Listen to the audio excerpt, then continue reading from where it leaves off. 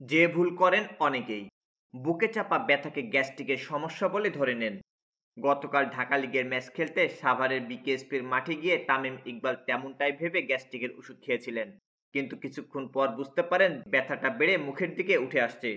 এরপরই মোহামেডানের ফিজিও চিকিৎসকরা তাকে নিয়ে বিকেএসপির পাশে কেপিজে হাসপাতালে যান। ঢাকা থেকেও হেলিকপ্টার আনা হয় বিকেএসপিতে, কিন্তু সেই হেলিকপ্টারের কাছে নিয়ে আসতেই আবার জ্ঞান হারান তামিম। এরপর ওই হাসপাতালে গিয়ে রিং পরানো হয় তামিমের।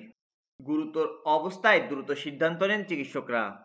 যখন এই সিদ্ধান্ত নেওয়া হয় তখনও কেজিপি হাসপাতালে এসে পৌঁছাননি তামিমের পরিবারের কোনো সদস্যরা। তাই পরিবারের পক্ষ থেকে অপারেশনের সম্মতিপত্র স্বাক্ষর করেন ম্যাচ রেফারি দেবব্রত পাল। জানা গেছে ডাক্তারের দ্রুত এই সিদ্ধান্ত গ্রহণের কারণেই বড় ধরনের বিপদ থেকে বেঁচে গেছেন তামিম ইকবাল। রিং পরানোর পর থেকে এখন অনেকটা সুস্থ আছেন এবং পর্যবেক্ষণে রয়েছেন। চোখ খুলেছেন এবং পরিবারের সঙ্গে কথা বলেছেন। ডাক্তারকে তিনি জানিয়েছেন আগের চেয়ে ভালো লাগছে।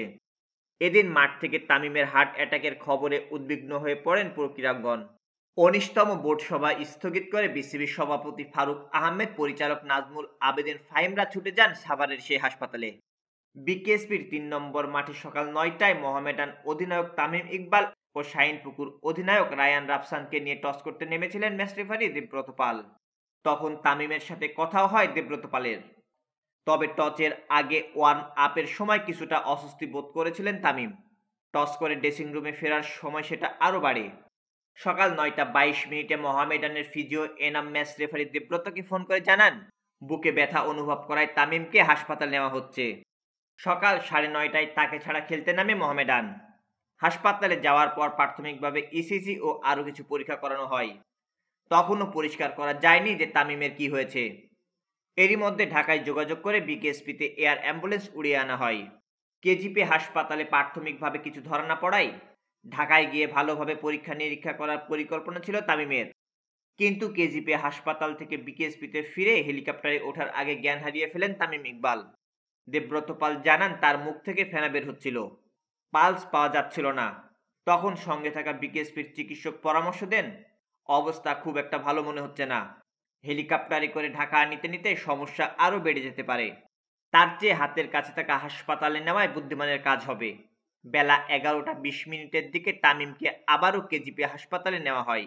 দ্বিতীয়বার হাসপাতালে নিয়ে লাইফ সাপোর্টে রাখা হয় তামিমকে। কেজিপি হাসপাতালে কার্ডিওলজিস্ট মনিরুজ্জামান মনিরের তত্ত্বাবধানে তার এনজিওগ্রাম ও রিং পরানো হয়। এনজিওগ্রামে তামিমের হৃদযন্ত্রে একটি ব্লক ধরা পড়লে তখনই তাকে রিং পরানো হয়। কেজিপি হাসপাতালের পরিচালক ডাক্তার রাজীব হাসান গণমাধ্যমকে বলেন তার হার্ট অ্যাটাক হয়েছে, এটার জন্য এনজিওগ্রাম করে রিং পরানো হয়।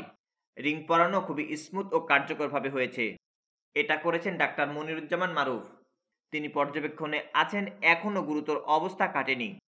বিসিবির সভাপতি ফারুক আহমেদ দ্রুত চিকিৎসায় সহায়তা করার জন্য বিকেএসপি ও কেজিপি হাসপাতাল কর্তৃপক্ষের প্রতি কৃতজ্ঞতা প্রকাশ করেছেন। সেই সঙ্গে তামিম ভক্তদের অযথা হাসপাতালে ভিড় না করার অনুরোধ জানিয়েছেন। তামিমের জন্য দোয়া করার অনুরোধও করা হয়েছে।